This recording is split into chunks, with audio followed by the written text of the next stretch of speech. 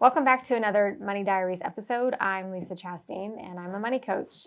Today I'm working with an LGBTQ couple. Now, if you haven't seen a Money Diaries episode before, they're not actually here in the studio with me, but this is an actual client that I worked with.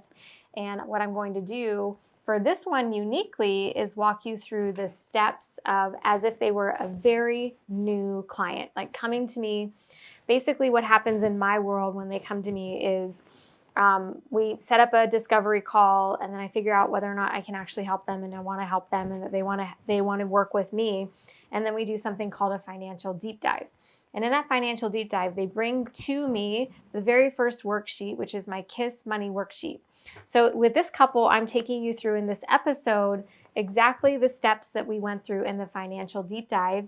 And you'll see the process from the KIS Money Worksheet to the 90-day audit to the 12-month money tracker. So you'll see the data move just like they were in front of me. So I'm going to share with you where we started, and then you'll see where it is that I want to take them in this episode today. So this couple they're just a beautiful couple. They are married and they have kids from a blended family situation. One of the women works and the other one stays home. She stays home and volunteers. The other one works full time. And so that's a fun dynamic. So the kids have lots of supports between the two of them. They have 4 kids. And we're talking through everyday dynamics of how their money is moving in and out of the household. You'll see here, I'm pulling up their KIS Money Worksheet, the total amount of money that goes out in an individual month. I'm going to update this, though. I think I have a wrong number in here. So you'll see their total rent here. So we have rental income, child support income, and W-2 income. And this is similar to so many households where you have money coming in from different places. When you're filling this out for the first time, also other things that other than income you might want to put in here are like Venmo transfers. I have one client, she works in retail and she'll buy stuff from the place that she works at, and then people Venmo her that money for that item. So Venmo is something that you would want to put in here. This couple didn't have any Venmo income, but you get the picture. So total monthly, they're working with about $9,000 a month, give or take, depending on how the income flows. But this woman is on a fixed income, so we're going to keep it there.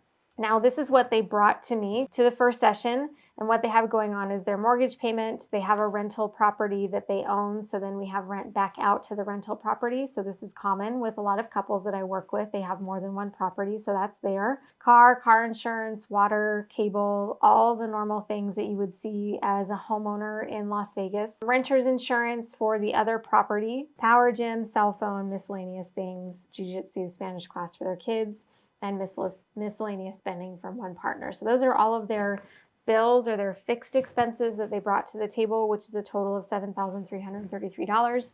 And then their spending was all over the place. Now, it's really common for, they didn't track their spending, which is not uncommon for an initial session with me, is that they haven't tracked their spending's all over the place. One of the major pain points that people come to me with is that their spending's all over the place, and that as a couple, they wanted to get on the same page with their spending. They took their money personality quiz. So this is something that I also do in my financial deep dive. And if you come into my world and take my classes, same thing, you'll take the money personality quiz. I'll talk to you about how you can go with the ebbs and flows of the different money personalities. One money personality is an overgenerous Olivia in the household, and the other money personality is a spender. So one's the spender, one's the giver, and money is just flying out all over the place to the kids, to nonprofits, to community organizations, to each other. They don't really have boundaries with each other. And with one being a spender, that's hard too, because spending's a part of who they are. And if I were to just even take out spending altogether, after bills are paid, there's $1,795 left. We can already start to see. So when I assess this before the client actually even comes in, I look at that and I go, okay, I can tell here a couple of pain points. One is what they're charging for rent versus what they're paying out in just rent for their rental property. Now, at this time, I don't exactly know what the difference is between the two, but I would guess that if they're paying, that's interesting. That would be another question I have. Maybe their rental property is the mortgage, so they're charging $2,500 and then they're paying it right back out. So they're not making any money on that rental property. That's a big thing that we would talk about in the first session. So I'm glad that I picked that up. Their rent is $2,400, which is pretty normal in Las Vegas. And after their bills are paid, there's just not a whole lot. I see this a lot with couples. One's working, one's not working, and they're both trying to live happy, healthy lives. One's a spender, one's a giver. They're not tracking their money, and there isn't a whole lot left after bills are paid. And so those would be things that I would already be ready to talk about with them when the deep dive session starts. Going through this then, what I would do normally in an episode, in a meeting with a client, is we would start talking about their lifestyle. What are their lifestyle preferences? And also, what are their negotiables and what are their non-negotiables? Having done this exercise, a lot of people say this exercise in and of itself is super, super helpful because they've never looked at their money in this way. They've never simply just seen what's coming in, what's going out. And for you to do this exercise, I would say to start, it would just look at the month before. Don't try to average months. That kind of messes you up. Just do a real-time snapshot of what happened last month. This is it. It is what it is, right? Don't try to overcomplicate it. We do such a good job of overcomplicating money, but we go, okay, well, one person is looking at the money, one person is not. One person wants to give the money, one person wants to spend the money, and they both have really different ideas and different histories with money. One came from a heterosexual marriage. They got divorced, and then they remarried each other. There are different beliefs, different experiences in that previous marriage coming into this new marriage. Also, we've got two women in the house now. Women are the spenders of the world. 85% of the world's wealth is spent by women. So not knowing totally all the dynamics of their histories, I already know coming in that each of them are coming with their different lenses, their different priorities, their different wants and needs in life. And that's all going to play into how money is coming in and money going out. The other thing is here is that child support is what I found out in the session is that child support is inconsistent. So some months they have child support, some months they don't have child support. This is very normal for blended families. My ex-husband's never paid me child support, maybe once or twice. So I can't rely on that, and neither should they. So we have now less money to work with, and that's a big pain point for the family. So what do we do with that? Well, the first thing that I would do, having gone through this with them, is we talk about next steps. This session in and of itself takes about 90 minutes because we're talking about their money personalities, how they're the same, how they're different, what their priorities are. Their bills are their bills.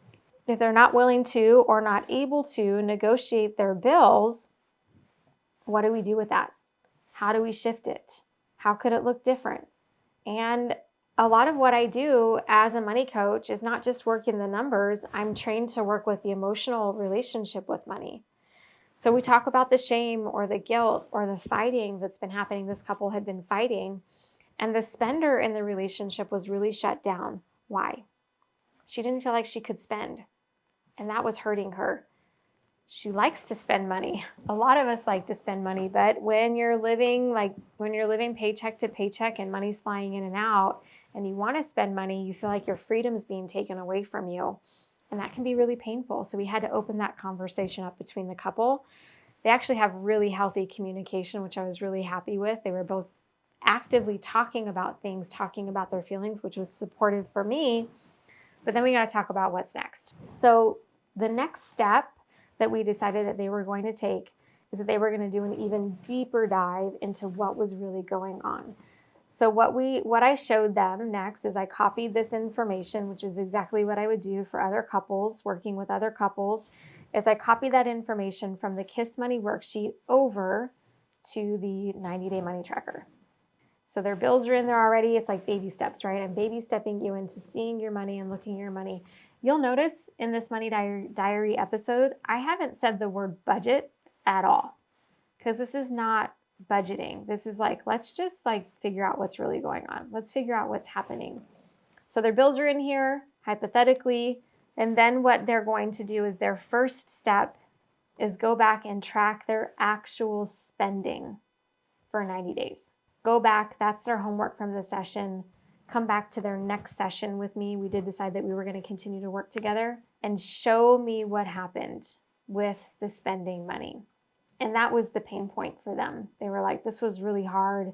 We felt really challenged by it. But with that information, we had a lot more clarity on where we were going to make changes. I didn't say cut. I didn't say eat rice and beans until you have this figured out. I was like, well, where are we honestly going to start making changes? So from the information that they gave me in the 90-day money tracker, then we pulled it over. This is just a template that I use typically. We pulled it over into the 12-month money tracker. Here's what I would advise them to do. Just like if you were to submit your information to me for your Money Diaries episode, this is how I would coach you.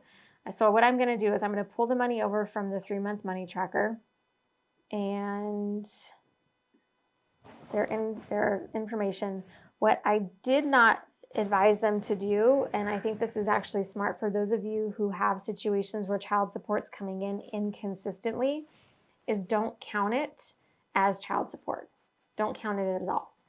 The other thing we decided to do was take their rental income, the rental property, and move it over into its own environment. And we talked about splitting out the actual household from the rental property that they have so that the rental property is its own business. We're going to treat it as its own entity. It should not be commingled into the household finances. That cleans things up. It simplifies things. If you know me by now, I'm all about simplification.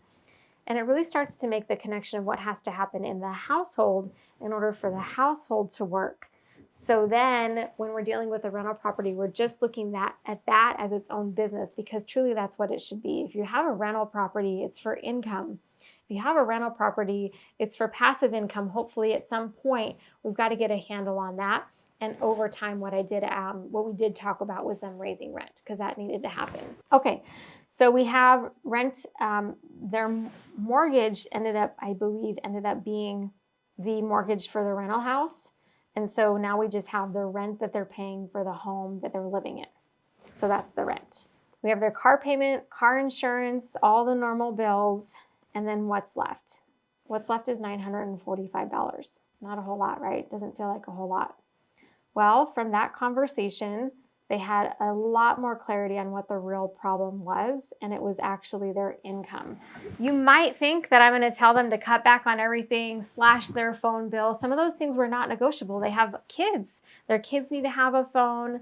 There's a lot going on. And for the second partner, going back to work was not an option. She was in love with the work that she was doing. She did not want to go back to work. And also with the kids that they had, they needed somebody to be managing the household responsibilities and managing the kids. So they decided together that they were going to stay in the partnership with one working and one not working. That's their decision to make, right? Like, who am I? Who am I to tell them how they have to live their life? But with clarity that they have, after bills are paid, $945, they did decide to take their kids out of classes temporarily. One of the partners' miscellaneous spending, they said, okay, we're going to cut that for now.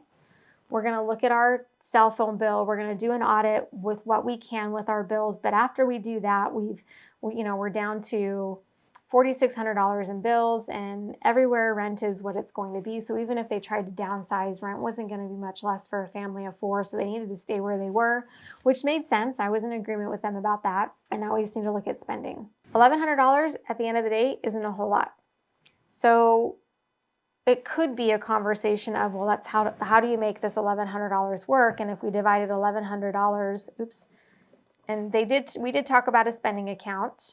But if they divided even $1,000 divided by 4, it's $250 a week. The national average in grocery spending right now today, as of June 2024, is almost $300 a month.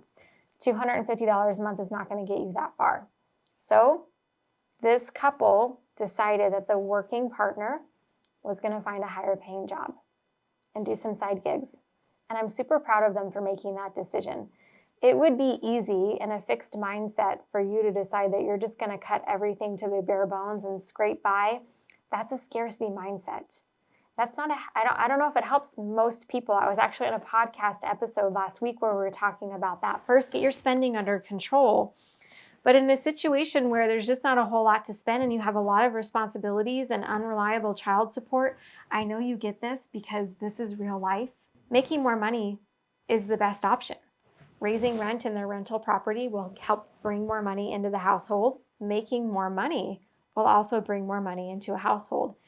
She was in possibility of that and actually really excited about it. So as a spender, to know that she's going to have more money to spend, she was super motivated to go, okay, now's the time for me to level up in my career and go make more money. Even just by raising her income by about $1,000 a month, they're going to have $1,600 a month to spend, and then we're making progress. That gives them $400 a week to spend, and they start making more progress toward being able to spend. Now, for a couple like this, you might think that I'd be talking about getting out of debt and all the things that you hear money experts talking about, but really, honestly, truly, getting your spending under control and going after a higher paying job and like going after all the dreams that you have, open up the dreams, think bigger, be bigger, live in possibility. Two women living together, the world is open to them. They may not always feel that way. I don't always feel that way, but it is totally possible. And women are in the up and up right now on the planet. So I was like, girl, go make more money. And she was like, I'm gonna go make more money. And I said, yeah, go make more money. She's like, I'm gonna go make more money. And so she was on a mission to do that so that she would have more money to spend. Once they had enough money to spend, the game plan was to be able to save more money and get out of debt. But really, honestly, truly, the best place that I could focus them as a money coach was for them to go make more money, so that they could live the lifestyle that they wanted to live. And they both felt really motivated by that. I'm gonna stop the video here because this is the first scenario where I've talked about making more money. And for women in particular, for women today, that is one of the best places that we can focus. And by and large, that is one of the biggest pieces of advice I give to the women that I work with. It can't just be cut back, don't spend. We get to be on a mission to make more money for ourselves, because that's how we're going to change our lives, our families, and the planet. This couple was on board with that, and they stay in touch with me from time to time. We didn't stay working together for too long, but that conversation alone really shifted the conversation and elevated the conversation in the household, and I hope that you feel empowered and inspired by that today. Thanks for watching this Money Diaries video. If you want your finances analyzed in the same way that I've done with some of these former clients of mine, what I want you to do is reach out to me on Instagram at Savvy Money with Lisa. Tell me a little bit about your situation, what you're hoping to learn, what you would want to know. And if my team decides to choose you for one of these Money Diaries videos, we'll be in touch with the next steps. I hope that you gleaned a lot from this episode. Check out the rest of my YouTube channel. I've got a ton of information there for you to continue to grow and elevate financially and emotionally. I hope to see you in the next video, and thanks for joining me. Don't forget to subscribe.